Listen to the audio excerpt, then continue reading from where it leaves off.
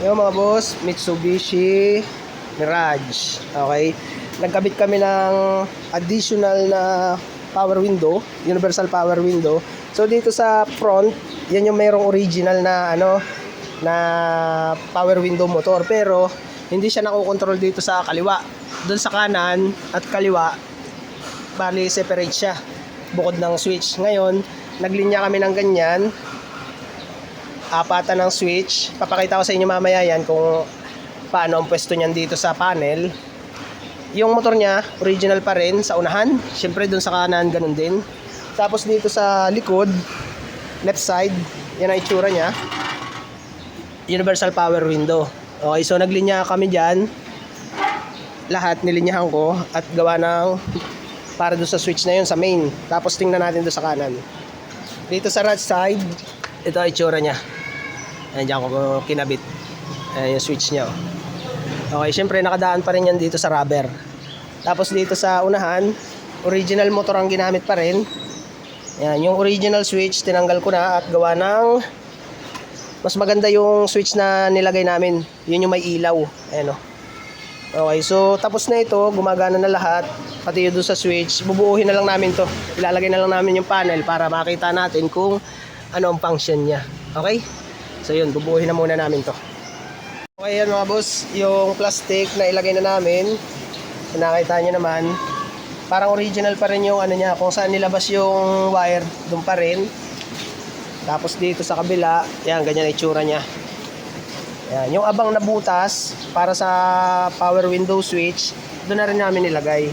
Ayan o, original ano yan, yung butas niya. Okay, so yun yung assembly ng power window. Check natin doon sa kabila. Dito naman, ganun din, siyempre, yung abang na butas ng switch niya or yung wire ng power window switch, doon pa rin yun. Yan, all goods pa rin yan. Tapos dito, yan, ganyan. Okay, so bubuuhin na namin to, pati ito, lahat. At ipapakita namin sa inyo mga galaw ng power window. Inuulit ko, unahan lang dati ang meron niyang original na power window.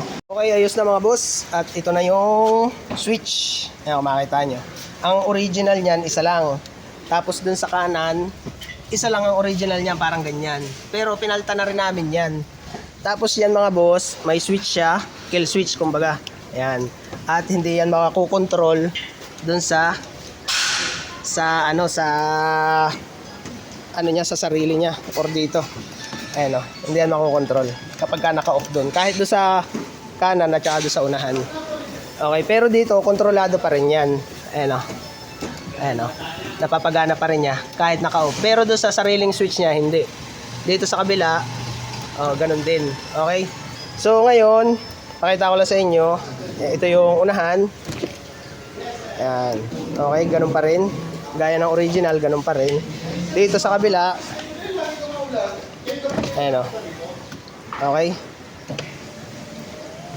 Yun, dito sa sa kanan, tignan natin. Check natin. Okay, okay, all goods. Dito sa kanan, sa unahan, ganun din. Ayan, ito na yung bagong switch natin. May ilaw na rin yung mga boss, tignan nyo. Ayan, may ilaw na rin siya. Okay, so down, up. Check natin, kontrolin dun sa main switch, apatan. Ang original niyan mga boss, 2 pinto lang. Pero dinagdagan natin ng universal power window sa likod. Tapos ay apatan na switch. Check natin mga boss ha. Dito, syempre sa main, left side. Ayan. Syempre makokontrol pa rin yun. Tapos dito sa right side, unahan, down, up. Okay. Dito naman sa likod, ayan, kung makita nyo, down, up. At dito naman sa kabila, down, up. Okay? So ayun, yan yung kinabit namin mga boss. Original, 2 pinto sa unahan, may power window, at additional tayo sa rear. Ayan. Tsaka dito sa kabila.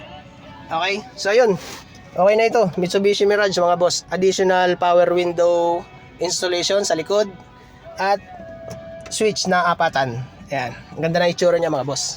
Tignan nyo. Okay? So ayan mga boss, okay na. Thank you, thank you.